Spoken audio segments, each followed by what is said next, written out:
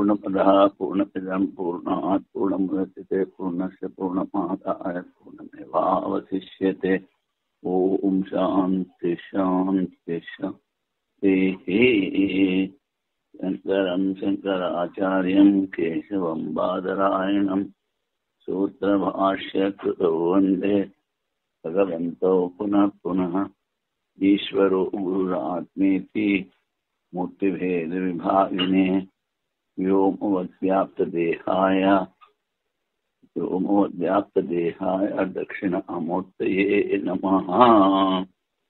ఓం శాంతి శాంతి శాంతి. పంచమ ఆహుతిలో జల పురుష రూపము దాల్చును. ఇది సామాన్య నియమం. ఈ నియమానుసారము పాపులకు దేహ ప్రాప్తికి చంద్రలోకం పోట స్వీకరించవలేను అని పూర్వపక్షి. పంచమ సంఖ్య నియమం యొక్క నిర్వహణము కాజాలదు. లేకపోతే పంచమాహుతి అవదు.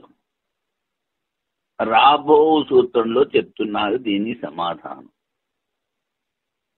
నా తృతీయే తథోపలబ్ధే. ఇది సూత్రం. తృతీయ అంటే ముందు చెప్పారు విద్యాకర్మణో రుచితు ప్రకృతత్వ.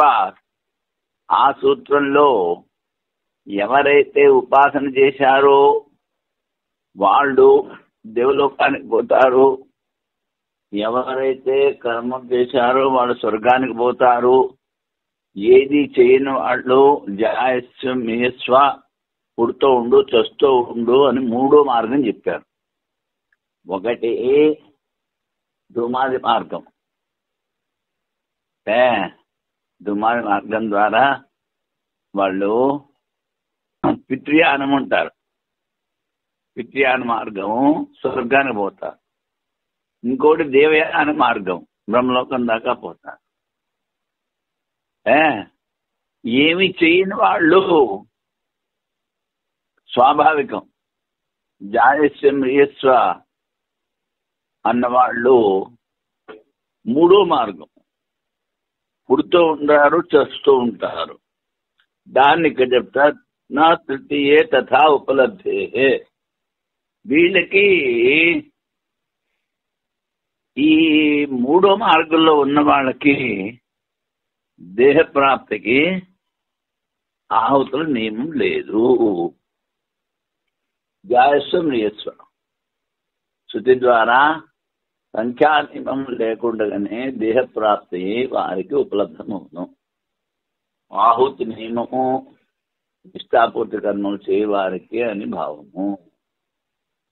ఇష్టాపూర్తి కర్మలు ఇష్టాపూర్తి దత్త కర్మలు చేయవాళ్ళు ఉపాసన చేసేవాళ్ళు వాళ్ళకే ఆహుతి నియమం, మిగిలిన వాళ్ళకి లేదు. దేవయానము పితృయానము. దేవయానం అంటే ఉత్తరాయణ మార్గం, పితృయానం అంటే దక్షిణాయన మార్గం. దీనికన్నా భిన్నమైన ద్వితీయ స్థానంలో దేహ ప్రాప్తికి పంచమాహుతి నియమము పాటించిన అవసరం లేదు. శృతిలో ఆ విధంగానే చెప్పింది. పాపులకు జాయస్సు మ్రియస్వే చేత తృతీయ స్థానం. జన్మ మరణములు మాత్రమే ఆ తృతీయ స్థానంలో చెప్పింది. ఈ చెప్పిన శృతి ద్వారా ఆహుతి సంఖ్య నియమము లేకుండానే తృతీయ స్థానం యొక్క దేహాన్ని పొందుతారు. క్రిమికీటకాదులు జంతువులు ఇలాంటివన్నీ. అందుకని ఇష్టాపూర్త దత్త కర్మలు వాటి ద్వారా అధికారం పొందిన పురుషులు మనుష్య శరీరం పొందడానికి ఆహుతి సంఖ్యని పాటిస్తారు. అందరికీ కాదు. స్మర్యతే పిచ లోకే. లోకల్లో కొంతమంది మనుష్యులకు కూడా ఆహుతి సంఖ్య లేదు అది చెప్తున్నారు. స్మర్యతే అంటే స్మృతిలో చెప్పారు. మహాభారతాది గ్రంథంలో ద్రోణుడు గొప్ప, కుంభసంభవుడు కుండ, ద్రౌపది దుష్టద్యుమ్నుడు అగ్ని నుంచి, అయోనిజులని ప్రసిద్ధము. ద్రోణుని జన్మకు స్త్రీలో ఆహుతి లేదు. దుష్టద్యుమ్నునికి స్త్రీ పురుష విషయములైన 2 ఆహుతులు లేవు. ఆహుతి సంఖ్య నియమం లేదు. ద్రోణుని ఉత్పత్తి యజ్ఞపాత్ర నుండి అయినది. దుష్టద్యుమ్నుడు అగ్ని నుండి పుట్టెను. అది ఇప్పుడు ఇది సూత్రార్థం అయింది. దీనికి వివరణ ద్రోణాచార్య, దుష్టద్యుమ్న, సీత, ద్రౌపది మొదలు వారి లోకంలో అయోధ్యులను చెప్పిరి. ద్రోణునికి స్త్రీ రూపమైన అగ్నిలో ఆహుతి లేదు. స్త్రీ గర్భంలో ప్రవేశించగానే ద్రోణుని జన్మ అయినది. దుష్టద్యుమ్నునికి, ద్రౌపదికి స్త్రీ పురుష రూపమైన ఆహుతులు లేవు. సంబంధం లేకుండానే జన్మ కలిగాను. పాపులకు ఈ విధముగానే ఆహుతి సంఖ్య నియమం లేకుండా జన్మ కలుగుతుంది అని తెలుసుకోవాలి. అది ఇప్పుడు దర్శనాచ చూడబడుతోంది. ఏమిటి సూత్రార్థం? లోకంలో అండజ, స్వేద, ఉద్భిజ, జరాయుజ. జేరంటే హిందీలో జేరంటారు, మనం తెలుగులో మావి అంటాం.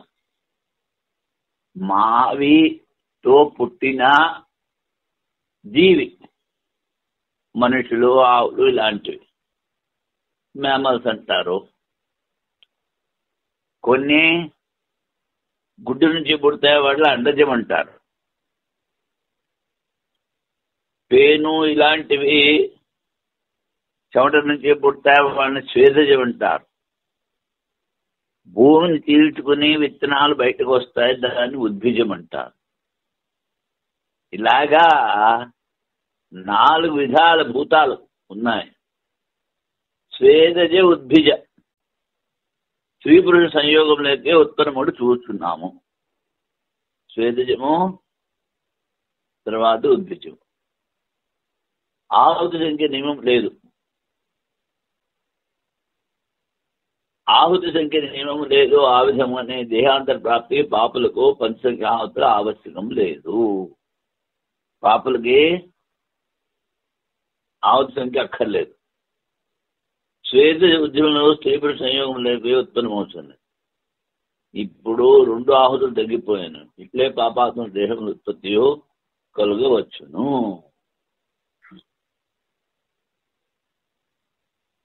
ఇది దర్శనాత్ సూత్రార్థమైంది. సూత్ర వివరణ కొంచెం అయింది, ఇంకొంచెం ఉంది. తేషాం కల్వేషాం భూతానాం త్రీణ్యేవ బీజాని భవంతి అండజం, జీవజం, ఉద్భిజం. ఇప్పుడు ముందు సూత్రానికి చెప్తున్నారు ఏమిటి? ఈ సంపూర్ణ భూతములు, అండజములు, జీవములు, ఉద్భిజములు అని 3 ప్రకారములే. ఈ శృతిలో భూత సముదాయం 3 రకములను వచ్చుండగా మీరు భూతములు 4 రకములు ఎట్లు చెప్పి ముందు 4 అని చెప్పావు. అండజం, స్వేదజం, ఉద్భిజం, జరాయుజం. వాడు ఇంకో శృతిలో చాందోగ్యంలో 3 చెప్పాడు. అండజం, జీవజం, ఉద్భిజం. జీవజం అంటే జరాయుజం, మావితో పుట్టినవాడు. ఉద్భిజం అంటే విత్తనాలు ఇవి. అండజం అంటే గుడ్డు నుంచి పుట్టే పాములు, పక్షులు. స్వేదజం చెప్పలేదు.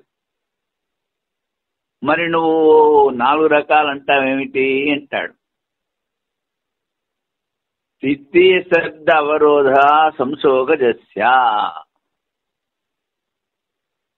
ఈ స్వేదజ భూతములను ఉద్భిజ రూపమైన తృతీయ శబ్దం ద్వారా గ్రహించబడుతున్నది. ఉద్భిజం స్వేద నుంచి పుట్టినవి ఏ విధంగా అయితే విత్తనాలు అవి భూమి నుంచి పుడుతున్నాయో అదే విధంగా ఈ స్వేదములు చెమట ద్వారా పుడతాయి. ఉద్భిజ శబ్దంలో గల అవయముల అర్థ ప్రకారము వృక్షాదులను గ్రహించినట్లే స్వేదములు కూడా గ్రహించవచ్చును. ఉద్భిజ అంటే వృక్షాలు, అలాగే స్వేదజాలను కూడా గ్రహించవచ్చు. స్వేదములు కూడా జలమును భేదించుకుని ఉత్పన్నమవుతున్నవి. స్వేదజలం అంటే చెమట, ఆ జలాన్ని చీల్చుకుని బయటకు వస్తాయి. ఇవి భూమిని చీల్చు బయటకు వస్తాయి.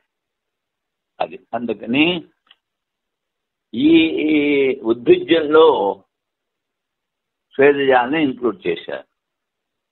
అండజ జీవజ ఉద్భిజ అనే స్థితివాక్యంలో చెప్పిన తృతీయ ఉద్భిజ శబ్దం ద్వారా స్వేదమును కూడా గ్రహించాలని తెలుసుకున్నవారైను. స్వేద ఉద్భిజములు రెండు జలమును భూమిని పేదలు గావించి సమాన రూపముగా జనిస్తున్నవి. ఈ స్వేదజములు కూడా గ్రహించబడుటచే 4 విధముల భూతముల సంఖ్యకు హాని రాదు. స్థావర జంగ రూపంగా వానికి భేదం కూడా అవిరుద్ధము. అనిష్టాది కర్మలు చే పాపులు స్వర్గమునకు పోరు. ఇష్టాది కర్మలు చేయవారు మాత్రమే స్వర్గమునకు పోవుదురు. అనిష్టాది కర్మలు చేసే వాళ్ళకి అన్యాహుతులు అవసరం లేదు. కానీ ఈ పాపులు తావగానే అన్నగణాన్ని పట్టుకుంటారు. పట్టుకొని పురుషుల్లో ప్రవేశించి మళ్ళీ స్త్రీలో జంతువుల్లో ప్రవేశిస్తూ ఉంటారు. అది ఇప్పుడు ముందు అధికరణం స్వాభావ్యాపత్తి అధికరణము. పై అధికరణంలో మార్గద్వయముకు వర్ణన వలన తృతీయ స్థానము అనుశృతిలో ఉన్న స్థాన శబ్దం మార్గము ఉపలక్షణము. తృతీయ స్థానం అంటే మార్గం. 2 మార్గాలు చెప్పారు. అవి ఉపాసన కర్మలు. దివ్యాన మార్గము, ద్వితీయాన మార్గము, ఉత్తరాయణ మార్గము, దక్షిణాయన మార్గము. ఏ కర్మలు చేయకుండా స్వాభావికంగా ఇష్టం వచ్చినట్లు ఆచరించే పురుషులకి తృతీయ స్థానం. జీవ జంతువులు కుక్క, పంది, పిల్ల, పిల్లి ఇలాంటి వాటిలో జన్మిస్తూ ఉంటారు, చేస్తూ ఉంటారు. దాన్ని తృతీయ స్థానం అన్నారు. ఇది మార్గం. శృతిలో తద్దిహ అని సాదృశ్యమును ఉపలక్షణం ఏది లేదు. అంతేకాక ఏ ప్రమాణం కూడా కానవచ్చుట లేదు. ప్రత్యుదాహరణ ఇక్కడ ఒక శృతి చెప్తున్నారు. శృతి యొక్క ముఖ్యార్థము మరియు గ్రహణార్థము ఇక్కడ విచారించారు. తద్దిహ తద్య ఇహ అన్న శృతి ఇక్కడ తీసుకున్నారు. ఇది ముఖ్యార్థమా లేకపోతే గౌణార్థమా? స్వర్గం నుండి తిరిగి వచ్చి జీవాత్మ ఆకాశ ఆది స్వరూపత్వ ప్రాప్తి కలుగునా లేక కలుగుదా? ముందుసారి చెప్తాను. ఏంటి? స్వర్గం నుంచి వచ్చే జీవుడు ఆకాశంలాగా అవుతాడు, కానీ ఆకాశంతో తాదాత్మ్యాన్ని పొందడు. ఆకాశంతో తాదాత్మ్యాన్ని పొందితే ఆకాశం అయిపోతాడు, తన అస్తిత్వం ఉండదు. అందుకని ఆకాశంలాగా అవుతాడు. స్వరూపత్వ ప్రాప్తి కలుగుతాక కదా స్వర్గం నుండి వచ్చి జీవాత్మకు వాయుర్భూతానుసరి వాక్యం వలన తత్తద్భావ ప్రాప్తి కలుగును. వాయు రూపైపోతాడు ఉంటాడు పూర్వపక్షి. ఆకాశాదులే సూక్ష్మ రూపమైన వాయువునకు వశీభూతులై ధూమాదులతో కలిసి జీవుడు ఉండును. ముఖ్యముగా వాయు రూపమును పొందడు. ఒక పదార్థం మరొక పదార్థం కాజాలదు. వీడు చైతన్య జీవుడు, సూక్ష్మ శరీరం, అవి భూతాలు. ఎన్నితో చెప్పినను ఘటం పటం కానేరదు. ఘటం అంటే కుండ, పటం అంటే బట్ట, అది అవ్వదు. ఇక్కడ శృతి గౌణార్థములు చెప్పుచున్నది. సిద్ధాంతం చెప్తున్నాడు గౌణార్థం. ఇప్పుడు ఈ అధికరణానికి వైయాసిక న్యాయమాలు స్వాభావ్యాపత్తి అధికరణము. వేదాది స్వరూపత్వం తత్సామ్యం వా అవరోహిణ వాయుర్భూతేత్యాది వాక్యాత్ తత్తద్భావం ప్రపద్యతే. ఖవత్ సూక్ష్మో వాయువశో యుక్తో ధూమాదిర్భవేత్ అన్యస్య అన్యస్వరూపత్వం న ముఖ్యం ఉపపద్యతే. వేదాది స్వరూపత్వం, వేదంటే ఆకాశం, ఆకాశ స్వరూపాన్ని పొందాడు ఉంటారు. తత్సామ్యం, ఆకాశం రూపం అయిపోయాడా లేకపోతే ఆకాశంలాగా అయ్యాడా? ఎవడు అవరోహిణ, స్వర్గం నుంచి భూమి మీదకి వచ్చేవాడు. వాయుర్భూతేత్యాది వాక్యాత్, వాయుర్భూత్వా అభ్రం భవతి, వాయు రూపం అయ్యాడు అని శృతి చెప్తోంది కనుక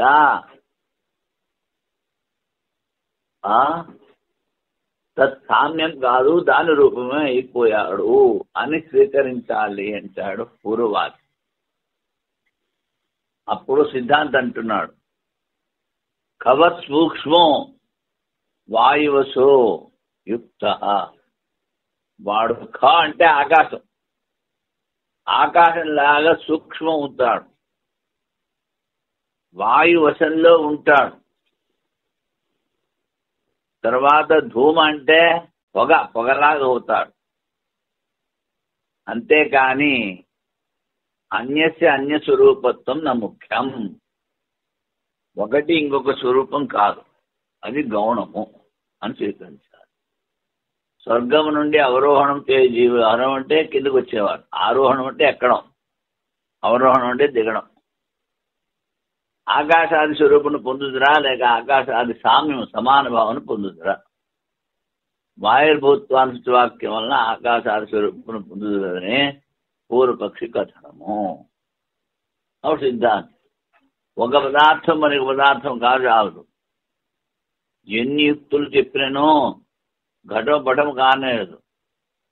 ఇతట శృతి గౌణార్థములు చెప్పుచున్నది.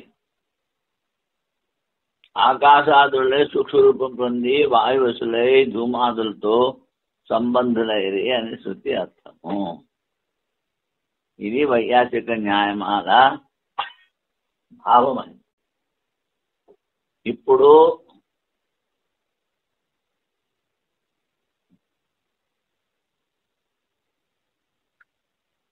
భారతీయ తీర్థుల వారి వ్యాఖ్య.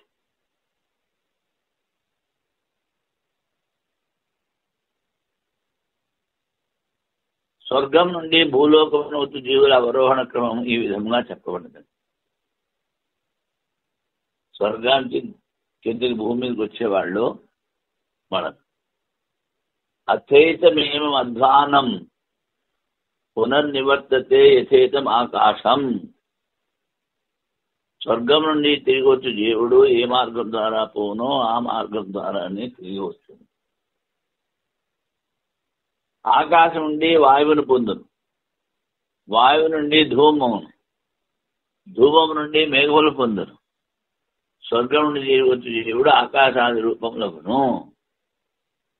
ఎందుకనగా వాయుర్భూత్వ అను సూత్రి వాక్యం వలన తద్భావం తద్రూపం పొందునని పూర్వపక్షి. సిద్ధాంతం అంటాడు ఒక వస్తువు వేరొక వస్తువు కాజాలదు, ఆకాశం సమానం సూక్ష్మ రూపం దాల్చిన అర్థం.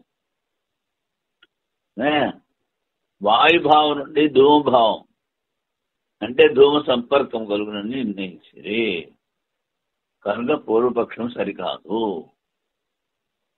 స్వాభావ్యాపత్తి ఉపపత్తే, స్వాభావాపత్తి అంటే అలాగవుతాడు, దాని రూపం అయిపోడు. ఆకాశం సూక్ష్మం అంటే ఇది సూక్ష్మలాగా అవుతాడు ఆ జీవుడు, వాయువులాగా అవుతాడు, పొగలాగా అవుతాడు, తర్వాత మేఘంలా అవుతాడు.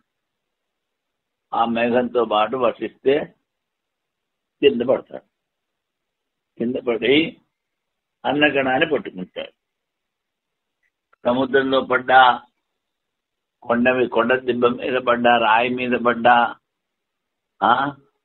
ఒక పసివాడు తిన్నా అన్నగణాన్ని, ఒక ముసలాడు తిన్నా, ఒక ఆడ తిన్నా గోవింద్.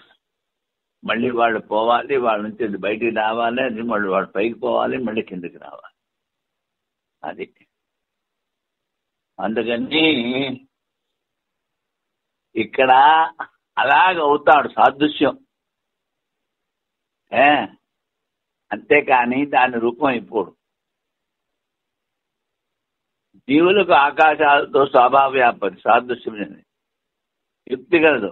చంద్రలోకంలో పోయిన జీవుడు కర్మభోగం అనుభవించిన తర్వాత స్వర్గభోగ కర్మక్షయ వలన శోకాగ్ని ద్వారా అతడినున్న శరీరం మంచు ముక్క వలె కరిగిపోవును, ఆకాశమును సమానమగును. ఆ సూక్ష్మ శరీరము ఒక వస్తు రూపం, ముఖ్యంగా వేరొక వస్తు రూపం కాజాలదు.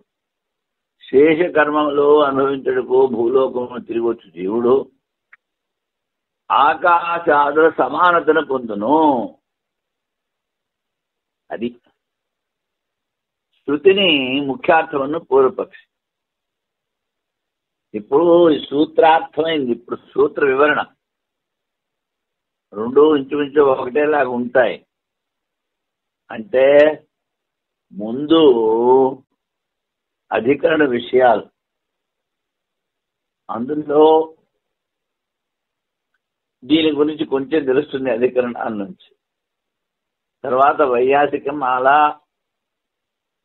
భారతీయుల వారి వ్యాఖ్య, ఈ అధికరణాల గురించి ఇంకొంచెం తెలుస్తుంది. సూత్రార్థము సూత్ర వివరణ ద్వారా మళ్ళీ చెప్పిందే మళ్ళీ చెప్తారు. ఇలాగా అధికరణ విషయాలు వైయాసిక న్యాయమాల, భారతీయుల వారి వ్యాఖ్య, సూత్రము సూత్రార్థము ద్వారా సూత్ర వివరణ ద్వారా ఒకటే విషయాన్ని దగ్గర 4 సార్లు చెప్తారు. అందుకని ఈ అధికరణం యొక్క సంగతి ఏమిటి, పూర్వపక్షం ఏమిటి, సిద్ధాంతం ఏమిటి అన్నది స్పష్టమవుతాయి. ఇప్పుడు సూత్రార్థమైంది, సూత్ర వివరణ. శృతి ముఖ్యార్థమని పూర్వపక్షి, గౌణార్థం సిద్ధాంతి. చంద్రలోకం పోయిన జీవుడు అచ్చట నీతి భోగం అనుభవించి మళ్ళీ ఈ శ్లోకం తిరిగవచ్చు.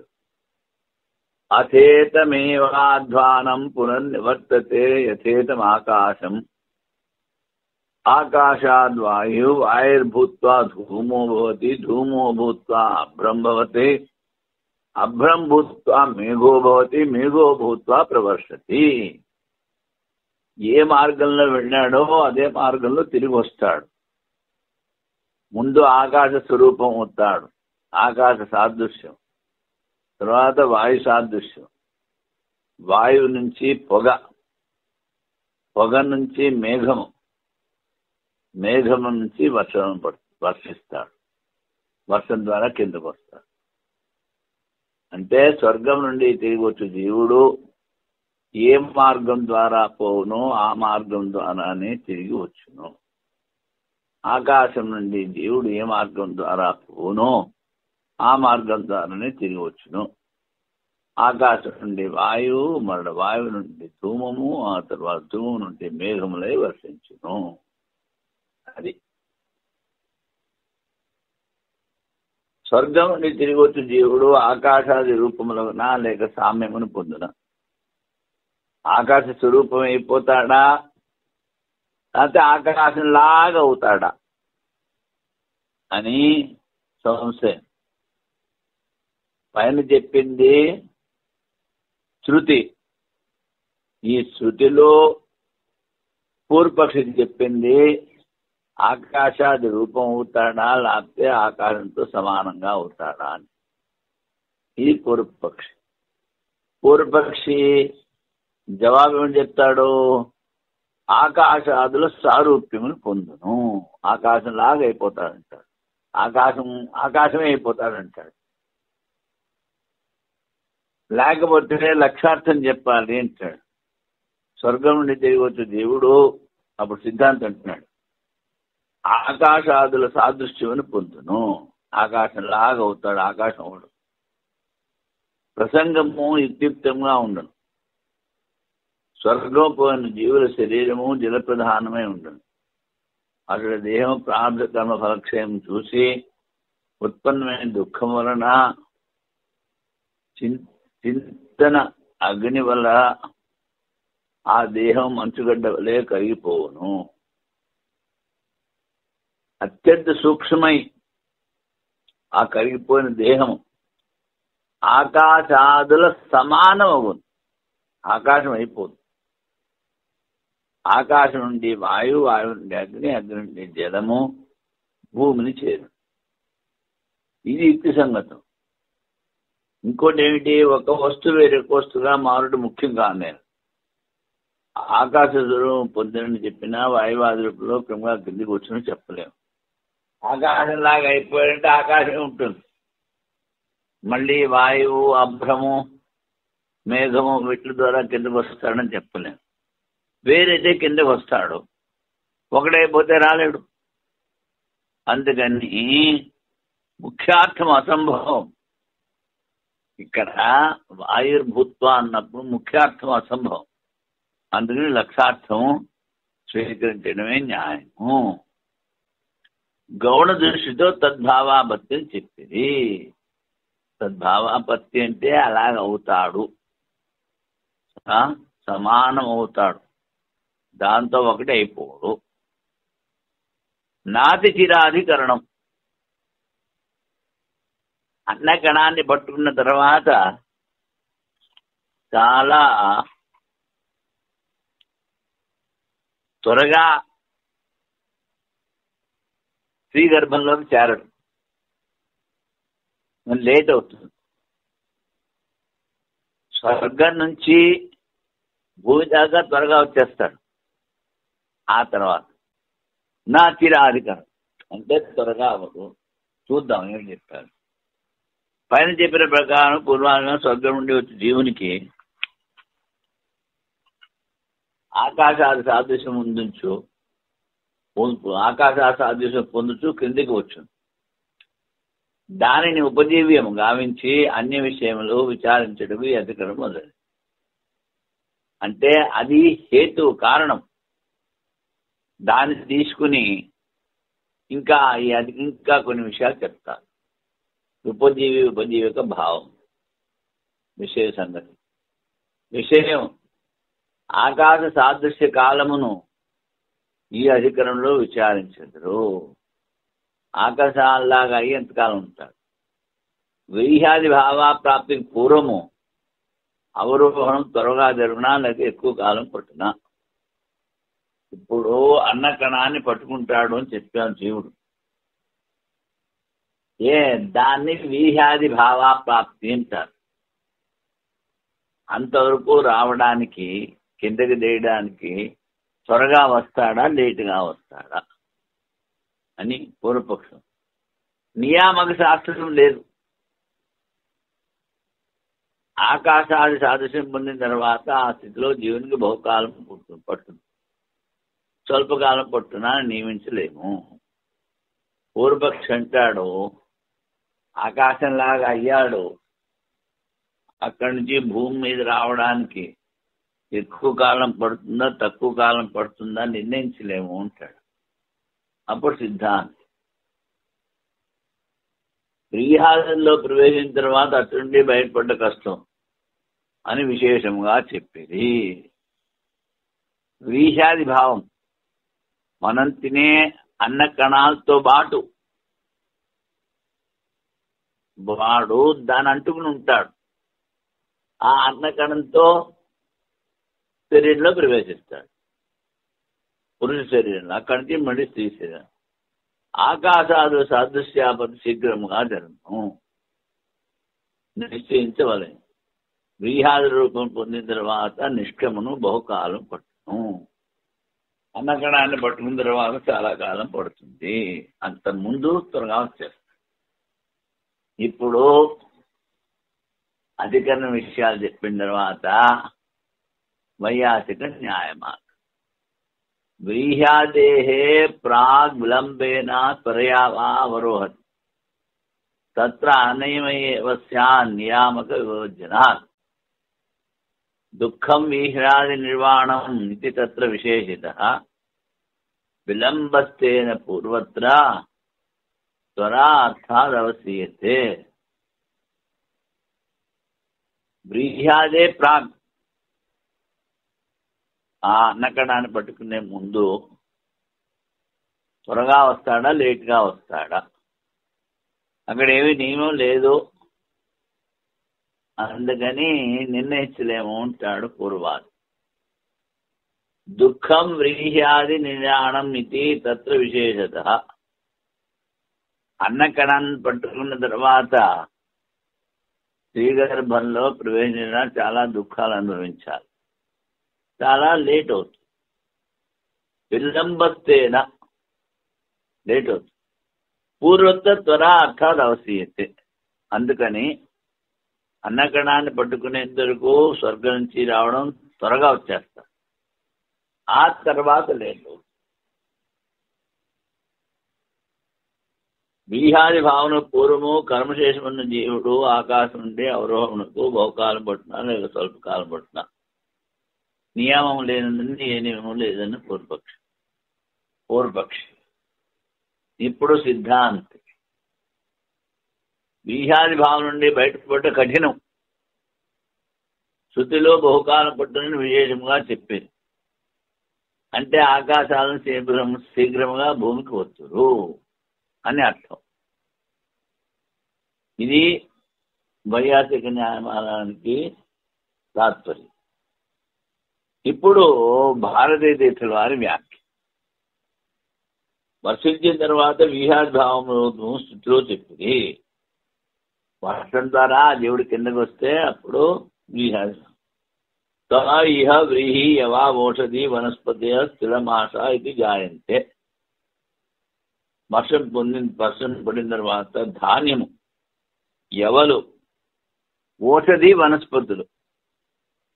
ఓషధి అంటే గోధుమలు, ఒడ్లు.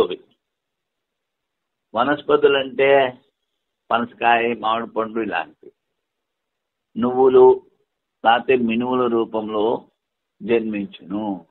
వీటిల్లో ఏదో ఒక కణాన్ని పట్టుకుంటాడు. వ్రీహ్యాది భావమును పూర్వము ఆకాశాది భావములో జీవుడు శీఘ్రంగా అవరోహణం చెందిన విల్మమున. వ్రీహ్యాది భావము అన్నకణాన్ని పట్టుకునే ముందు త్వరగా వస్తాడా లేట్గా వస్తాడా అని సంశయం. ఏమి నియమం లేదు అంటాడు. నియామకాభావం అని పూర్వపక్షం. అవ సిద్ధాంతి వ్రీహ్యాది భావం పొద్దున్న చెప్పిన తర్వాత అథో వైకలు దుర్నిష్ప్రపతరం. వ్రీహ్యాది భావాన్ని పొందిన తర్వాత అక్కడి నుంచి బయటపడడం చాలా కష్టము అని శృతి చెప్తోంది. ప్రయాణమును దుఃఖకరంగా చెప్పుచున్నది. ఎప్పుడో అన్నకణాన్ని పట్టుకున్న తర్వాత జీవులు ధాన్య రూపం పొందిన పిదల ఎంతో కష్టములతో కానీ పురుషుని ప్రవేశింపరు. అది ధాన్యాదుల్లో విలంబమని చెప్పి దీనికి విపరీతంగా పూర్వం ఆకాశాదులో అవరోహణ శీఘ్రం. దీనికి ధాన్యాదుల తర్వాత ఎక్కువ కాలం పడుతుంది, కష్టం.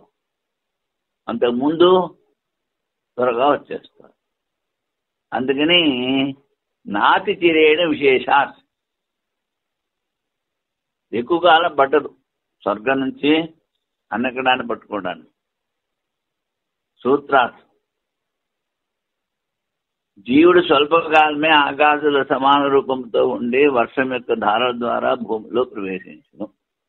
స్వల్పకాలం విహారాన్ని పొందిన పిదపనే అథోవైకలు దుర్నిష్ప్రపతరం. శృతి ద్వారా ప్రయాణం దుఃఖకరం అని చెప్పి విహారి భావాన్ని పొందిన తర్వాత కుక్క తినేసింది, పిల్లి తినేసింది అన్నాన్ని, పంది తినేసింది. లేకపోతే ఆ అన్నకన్నా వెళ్ళి సముద్రంలో పడింది, చేప మింగేసింది. లేకపోతే రాతి దిబ్బ మీద పడింది వర్షం, ఆ వర్షంతో ఆ రాతి దిబ్బ మీద పడి అక్కడే ఎండిపోతాడు. మళ్ళీ వర్షం పడాలి, వర్షంతో మళ్ళీ అది పైకి పోవాలి, మళ్ళీ వర్షం ఇంకో చోట పడాలి. లేకపోతే పిల్లాడు తినేశాడు, ముసలాడు తినేశాడు, ఆడవాడు తినేశాడు, అప్పుడు వీరి చైతన్యం కష్టం అవుతుంది. అందుకని వ్రీహ్యాది భావం పొందిన తర్వాత ప్రయాణం దుఃఖకరం అని చెప్తారు. పూర్వ సాదృశ్యం పొందిన జీవుడు చిరకాలం వరకు ఆయా స్థితిలో ఉండి ఉత్తరోత్తర సాదృశ్యము పొందునా లేక స్వల్పకాలమే ఆయా స్థితిలో ఉండునా. పూర్వం ఆకాశము వాయువు ఇది ఎక్కువ కాలం ఉంటాడా లేకపోతే త్వరగా వస్తాడా? నియామకం లేదు ఉంటాడు. అప్పుడు సిద్ధాంతం చెప్తున్నాడు, కొంచెం కొంచెం సమయం ఆకాశ సాదృశ్య రూపంలో ఉండి వర్షం ద్వారా భూమిలో ప్రవేశించింది. వ్రీహ్యవాద భావాలను పొందిన పిదప చాందోగ్య స్థితిలో జీవన ప్రయాణం కష్టమని చెప్పబడింది. ఇది విశేష శృతి. ఆకాశాదుల సాదృశ్య రూపంలో స్వల్పకాలమే ఉంటుందని సిద్ధాంత ప్రతిజ్ఞ సిద్ధమవుతున్నది. ఇది కూడా సిద్ధమవుతుంది. ఏమిటి? వ్రీహ్య భావ ప్రాప్తికి ముందు జీవుని అవరోహణ త్వరగా సరళంగా జరుగుతుంది. కానీ స్థూల దేహం ఏర్పడపోవటం వలన సూక్ష్మదేహ ద్వారా సుఖ దుఃఖములు అనుభవించడం అసంభవము. స్థూల దేహం లేదు, అందుకని స్వర్గం నుంచి కిందకు వచ్చేటప్పుడు వాళ్ళు సుఖ దుఃఖాలు ఉండవు. వ్రీహ్యవాద ప్రాప్తికి పూర్వము స్వల్పకాలంలోనే ఆయా ఆకాశం సాదృశ్యం పొంది జీవుడు అవరోహణను స్వీకరించుటే ఉచితము. అన్నగడాన్ని పట్టుకునే ముందు త్వరగా వస్తాడు. ఇప్పుడు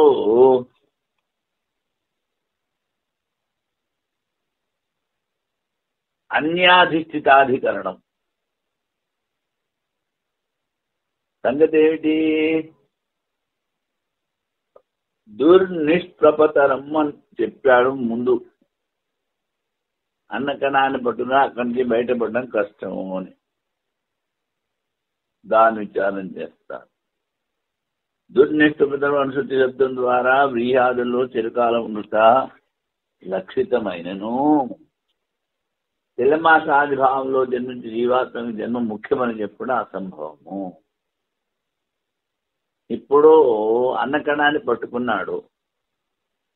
అన్నకణాన్ని పట్టుకుంటే ఎవడు? జీవాత్మ. వాడి యొక్క జన్మ ముఖ్యమా కాదా? ముఖ్యమని చెప్పడం అసంభవం. విషయం ఏమిటి? స్వర్గం నుంచి తిరిగి వచ్చు జీవాత్మ యొక్క విహాదుల జన్మ ప్రాప్తి, విహాదుల రూపంలో జన్మ ప్రాప్తి. ఇది విషయం. సంశయము స్వర్గారోహి అయిన జీవాత్మకు విహాదుల్లో కలుగు జన్మ సంశ్లేష మాత్రమా లేక ముఖ్య రూపమా? ఆ అన్నకణాన్ని ఊరికే పట్టుకుంటాడా లేకపోతే అక్కడ వాడి జన్మ ముఖ్యమా అని సంశయం. జాయంతే ప్రత్యేక ప్రమాణం వలన స్వర్గారోహి జీవాత్మ విహాదేవునిలో ముఖ్యముగా జన్మను స్వీకరించవలేదు. స్వర్గ ప్రాప్తికి యాగాదులు అనుష్ఠించు సమయంలో పశుహింసాది పాపము అయినందువలన వాని భోగములకు స్వర్గావరోహణ అయిన జీవునికి విహారంలో జన్మనిచ్చడం ముఖ్యము. స్వర్గాన్ని పోవడానికి శాస్త్రంలో చెప్పారు, అక్కడ పశుహింస చెయ్యొచ్చు, అది నిషేధం కాదు. అది పట్టుకున్నాడు ఈ పూర్వపక్షి. శాస్త్రం ఏదైతే నిషేధించలేదో దాన్ని చేస్తే పాపం రాదు. కానీ వీడంటాడు పశుహింస చేశాడు, అందుకని జీవకణాలతో ఉండడము, ఈ అన్నకణాలతో ఉండడము ముఖ్య జన్మ అంటాడు ఎవడు? పూర్వపక్షి. అప్పుడు విహితము, వేద విహితం, విధి వేదం చెప్తోంది, విహిత యాగాల్లో కర్మల పాపం కలగదు. First sentence. వ్రీహాదీవన ప్రాప్తి చెప్పినప్పుడు ఏ విధంగా కర్మ వ్యాపారం గురించి చెప్పలేదు. వ్రీహి, జవలు, మినుగులు ఇలాంటివి చెప్పినప్పుడు అక్కడ కర్మ వ్యాపారం చెప్పలేదు. అప్పుడు అలా చెప్పుంటే ముఖ్య జన్మను స్వీకరించవచ్చు. కుక్క బ్రాహ్మణాదిలో జన్మ కలుగును. చరిత్ర గురించి ఆ విహాదుల నుంచి జంతువులు, లేకపోతే మనుషులు, మంచి జాతి, రమణీయ చరణ, కపూయ చరణ, వాడి సంచితంలో చెడ్డ కర్మలుంటే కుక్క, పిల్లి, పంది అవుతాడు. మంచి కర్మలుంటే బ్రాహ్మణుడు, క్షత్రియుడు అవుతాడు. శృతివాక్యాల ద్వారా చెప్పేది. బ్రాహ్మణాల జన్మను ముఖ్యమని స్వీకరించవచ్చును కానీ విహారంలో స్వర్గారోహం యొక్క సంశ్లేషం మాత్రమే. అందుకని జంతు రూపంలో, జాతి రూపంలో పుట్టిన తర్వాత ముఖ్యం. ఇప్పుడు దీన్ని కనుక విచారం చేస్తే మీకు అర్థం అవుతుంది ఆ పరమాత్మ శాసనం ఎంత కట్టుదిట్టము అన్నది. ఎందుకని అన్నకణంతో ఉన్నాడు, వాడు పాప్య పుణ్యాత్మ ఎవడు తెలుస్తుంది? ఆ పరమాత్మ కన్నా వేరే వాడికి. వాడు పాపే అయితే అలా సంయోగం చేస్తాడు. కుక్క, పిల్లి, పంది, దోమ ఆ రూపాల్లో. వాడు పుణ్యాత్ముడైతే బ్రాహ్మణ జాతి, క్షత్రియ జాతి, వైశ్య జాతుల్లో పుట్టిస్తాడు. చూడండి, అంటే సర్వాత్మత్వ అన్ని చోట ఉండి అందరిలో ఉండి శాసిస్తూ ఉంటాడు. ఆ శాసనంలో ఏమాత్రం తప్పుండదు. అందుకని నాడీ గ్రంథాలని ఉన్నాయి, అవి స్పష్టంగా చెప్తాయి పూర్వజన్మలో నువ్వు ఏం చేశావు, ఎక్కడున్నావు, ఏం చేసిన మూలాన ఈ జన్మలో ఈ ఫలితాన్ని అనుభవిస్తున్నావు, ముందు నీకు జన్మ ఏమిటి వస్తుంది అన్నవి నాడీ గ్రంథాలు చెప్తాయి. ఈ శాసనము మరి అన్నకణంతో ఉన్న జీవునిలో కూడా ఎంత నియమం ఉంది. వాడు పందే పుడతాడా, కుక్క పుడతాడా, దోమై పుడతాడా, మనుషుడై పుడతాడా అనే నిర్ణయం శాసనము. అందుకని శాసనకర్త ఎవరు? పరమాత్మ. ఈశ్వర సర్వభూతానాం ఉద్దేశేతన శక్తి బ్రాహ్మణం సర్వభూతాన్ని. తోలు బొమ్మల ఆటలా అందరినీ ఆడిస్తూ ఉంటాడు. నీకు ఏం తెలుసు ఎక్కడ పుడతావు, ఏమిటి చేస్తావు అన్నది. అందుకని శృతిలో చెప్పారు రమణీ చరణా కపూయ చరణా అని. ఎవరికైతే మంచి ఆచరణ ఉంది, ఇష్టాపుట్టు దత్త కర్మ చేశాడు, జీవితాంతం చేస్తున్నాడు, చాలా జీవితాల్లో చేశాడు, స్వర్గానికి వెళ్ళాడు, వాడికి మంచి జన్మ వస్తుంది. ఏదో చేశాడు కానీ మీలోనే చెడ్డ కర్మలు, అప్పుడు వాడికి చెడ్డ జన్మ వస్తుంది. అది ఇది ఇప్పుడు వైయాసిక న్యాయమాల. వ్రీహ్యాదో జన్మతేషాం స్యాత్ సంశ్లేషో వా జినిర్భవేత్ జాయంతే ఇతి ముఖ్యత్వాత్ పశుహింసాదివ పాపదః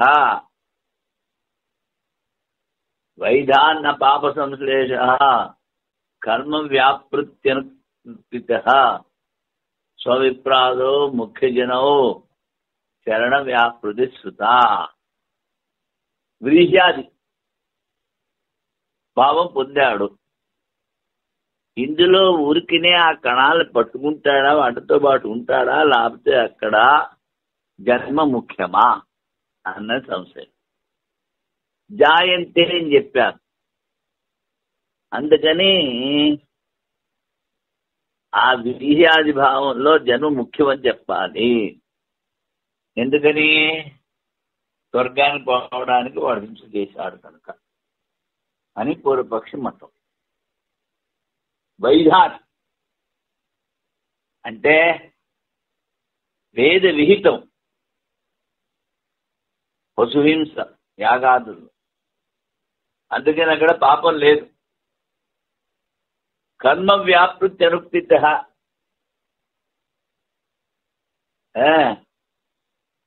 తర్వాత ఆ అన్న కణాల్లో ఏమి కర్మ వ్యాపారం లేదు, అందుకని ముఖ్య జన్మని చెప్పలేము.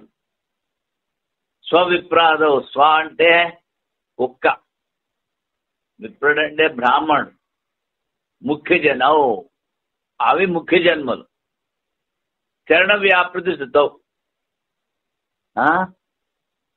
అక్కడ రమణీయ చరణ తపోయ చరణ అని శుద్ధిలో చెప్పారు కనుక అది ముఖ్యము.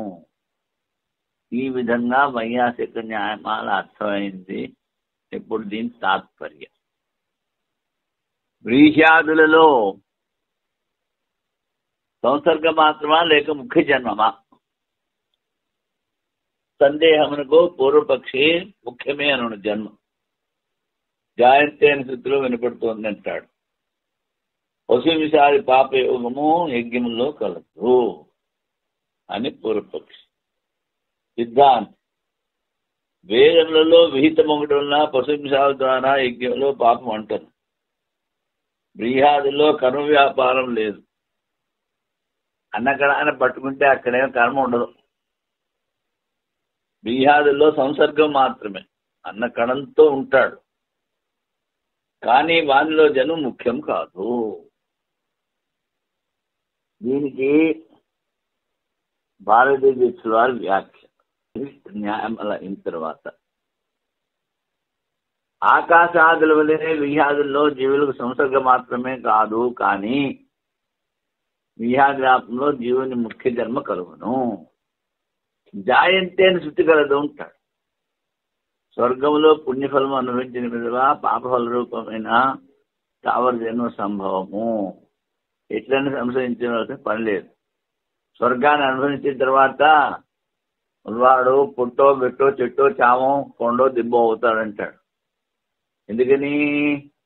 యజ్ఞంలో వాడు పశుహింస చేశాడు, అందుకని వ్రీహాదుల్లో ముఖ్య జన్మ అని పూర్వపక్షం. దానికి సిద్ధాంత సమాధానం విధిశాస్త్రం. లభ్యమొకటంలో యజ్ఞంలో పశుహింస ద్వారా పాపం రాదు. గాయంతి అనేది శబ్దం ద్వారా సంశ్లేష మాత్రం చెప్తే అవిష్టము. ఆ అన్న కణాన్ని పట్టుకుని ఉంటాడు అంతే, జన్మ కాదు. కర్మ వ్యాపారం చెప్పలేదు. అన్న కణంతో ఉన్నప్పుడు కర్మ వ్యాపారం లేదు. ఎక్కడ ముఖ్య జన్మ చెప్పారో అతడే కర్మ వ్యాపారం కూడా చెప్తుంది. రమణీయ చరణానుష్ఠానంలో కర్మ వ్యాపారం గురించి పరామర్శ కలుగుతుంది. రమణీయ చరణ అన్న చోట కర్మ వ్యాపారం నుంచి విచారం ఉంది, అంతేకాని మిగిలిన చోట్ల లేదు అంటాడు. అన్యాధిష్ఠితేషు పూర్వదభిలాపాత్. అన్య అధిష్ఠితేషు ఈ అన్నకణాలతో ఉన్నాడు, దాని గురించి చెప్తున్నారు. విహాదుల్లో ఉన్న జీవుల్లో కర్మశేషం అనుభవించడుకు పృథ్వీకి తిరిగి వచ్చు జీవులకు ఆ విహాదుల్లో కేవలం సంసర్గ మాత్రమే ఉండును. ఈ అన్నకణాలతో కేవలం సంసర్గం, ముఖ్య జన్మ కాదు. ఆకాశాదుల నుండి వర్షము పర్యంతము కర్మ లేకనే జీవుని ప్రవేశం చెప్పబడింది. అక్కడ మధ్యలో ఏమో కర్మ లేదు ఆ జీవుడికి. విహాదుల్లో కూడా కర్మసంబంధం లేకుండా ప్రవేశం చెప్పబడింది. ఆ అన్నకణంతో ఉన్నప్పుడు ఏమి కర్మ ఉండదు. వ్రీహాదుల్లో కర్మశేషం అనుభవించుటకు వచ్చు జీవులకు సుఖాద సాక్షాత్కారం కలగదు. ఆ అన్నకణంతో ఉన్నప్పుడు సుఖము దుఃఖము వాడికి ఉండదు. అన్నకణాలను పట్టుకుని మీరేం చేస్తారు? ఉడకబడతారు, దంచుతారు, రుబ్బుతారు, పిండి ఆడిస్తారు, ఏవేవో చేస్తారు. అక్కడ కర్మ ఉంటే వాడు చచ్చిపోతాడు. అందుకని ఎట్టట జన్మ చెప్పుట అభిష్టమో అతడే కర్మ వ్యాపారముగా అభిమానము. జన్మ కుక్క బ్రాహ్మణుడు నిలవాటితో చెప్పారు, అక్కడే కర్మ. రమణీ చెందిన చోట అందువల్ల స్వర్గం నుండి అవరోహణ చేయవారు వ్రీహాదుల్లో సంశేషం మాత్రమే. వ్రీహాదులతో ఊరికే కలిసి ఉంటారు అంతే, ముఖ్య జన్మ కాదు. కర్మశేషం గల జీవుడు విహ్యాది భావంలో ముఖ్య జన్మ లేనందున అధిక ప్రయత్నం చేయవలనని పూర్వపక్షం. విహ్యాది భావంతో ఉన్నప్పుడు కర్మ లేదు కనుక, ముఖ్య జన్మ లేదు కనుక వాడికి ఎక్కువ ప్రయత్నం చేయాలి పూర్వపక్షం. ఆయా స్థానంలో జీవునికి సంశ్లేష మాత్రం ఉండటం వలన మనం నిరాకరించడం అధిక ప్రయత్నాపేక్ష లేదు. ఇక్కడ సంశ్లేష మాత్రం, జన్మ కాదు, అందుకని ప్రయత్నం అక్కర్లేదు. అవరోహణ క్రమంలో వర్షమునకు పిలుప తే ఇహ వ్రీహి యవ ఓషధి వనస్పతే స్థిలమాష ఇది జాయంతే. జాయంతే నుండి స్వర్గం నుండి తిరిగి వచ్చి జీవులు ఈ భూమిలో ధాన్యములు, యవలు, ఓషధులు, వనస్పతులు, ధాన్యాలు, పళ్ళు, నువ్వులు, మినువులు మొదలగు రూపంలో ఉత్పన్నమవుతుంది. ఈ శృతిలో జీవులు విహాది రూపంలో ముఖ్యముగా జన్మెత్తుదురా లేక సంశ్లేషణ మాత్రమా? ఇది పూర్వపక్ష సంశయం. ఈ స్థావర భావములు అంటే విహ్యాది స్థావర భావములు ఉపభోగ స్థానములని శృతి స్మృతుల్లో ప్రసిద్ధమను. పంది జన్మలే విహ్యాది జన్మలు జీవనకు ముఖ్యమని పూర్వపక్షం. అప్పుడు సిద్ధాంతున్నాడు, వ్రీహీయవాదుల్లో స్వర్గం నుండి తిరిగి వచ్చే జీవనకు శేషకరం అనుభవించడుకు సంశ్లేష మాత్రం అనుసాయి జీవుడు అని చెప్పారు. అంటే ఆ అన్నకణాన్ని ఊరికే అంటుకుని ఉంటాడు అంతే. అందుకని సుఖ దుఃఖాలు ఉండవు. కర్మ లేదు కనుక సుఖ దుఃఖాలు లేవు. ఆకాశం నుండి వర్షం వరకు స్వర్గం నుండి తిరిగి వచ్చే జీవునికి కర్మ వ్యాపారం చూడబట్టలేదు. వ్రీహీయవాదంలో కూడా ఏ విధమైన క్రమ వ్యాపారము లేదు. ఆ జీవుల ప్రవేశం, వాటితో ప్రవేశం అంతే.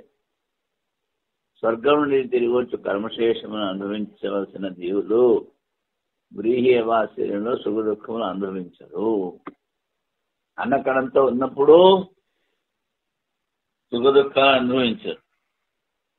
అన్నకణంతో ఉన్నాడు, మీరు ఉడకబెడుతున్నారు, లేకపోతే రుబ్బుతున్నారు, దంచుతున్నారు, వాడు కుయ్యముర్ర అన్నారు కదా, వాడు అండు. ఎందుకని? వ్రీహి వాళ్ళ సుఖ దుఃఖాలు అక్కడ ఉండవు. అంటే పరమాత్మ వాడికి అనస్థీషియా ఇచ్చి బిహేవ్ చేసేసాడు. అందుకని ఏమి కర్మ ఉండవు, సుఖ దుఃఖాలు ఉండవు. సుఖ దుఃఖములు భోక్తగా చెప్పిన చోట జీవుని కొరకు రమణీచరణ కపిచరణ. సుఖ దుఃఖాలు ఉండడం, మంచి కర్మలు చేసేవాడు మంచి జన్మ, చెడ్డ కర్మలు చేసేవాడు చెడ్డ జన్మ అని చెప్పారు. కర్మ వ్యాపారంగా పరామర్శ అంటే విచారం చూస్తున్నాం. పాపం ఆచరించి దేవుడు స్థావరంలోకి పోయినను అచ్చటి వారు సుఖ దుఃఖ భోగములను అనుభవించురు. స్థావరయోనులు, స్థావరం అంటే చెట్టు, దిబ్బ, కొండ. ఈ పాపం చేసిన వాళ్ళు అక్కడ కూడా దుఃఖాన్ని అనుభవిస్తారు. స్వర్గం నుండి తిరిగి పుణ్యాత్మను శేషకర్మ అనుభవించవలసిన వీరిహేమాల స్థావరంలో సుఖ దుఃఖ భోగములు లేవు. కానీ జాయంతే అను శృతి వాక్యంలో జీవుల సంశేషం. జీవులు ఊరికినే ఆ అన్నకణాన్ని పట్టుకుని ఉంటారు అంతే చెప్పారు. చాలు. ఓం పూర్ణమదః పూర్ణమిదం పూర్ణాత్ పూర్ణముదచ్యతే పూర్ణస్య పూర్ణమాదాయ పూర్ణమేవావశిష్యతే. ఓం శాంతి శాంతి శాంతి. శంకరం శంకరాచార్యం కేశవం బాదరాయణం సూత్రభాష్యం కుతో వందే భగవంతో పునః పునః ఈశ్వరో గురురాత్మేతి మూర్తిభేద విభాగినే వ్యోమవద్వ్యాప్తదేహాయ దక్షిణామూర్తయే నమః. ఓం శాంతి శాంతి.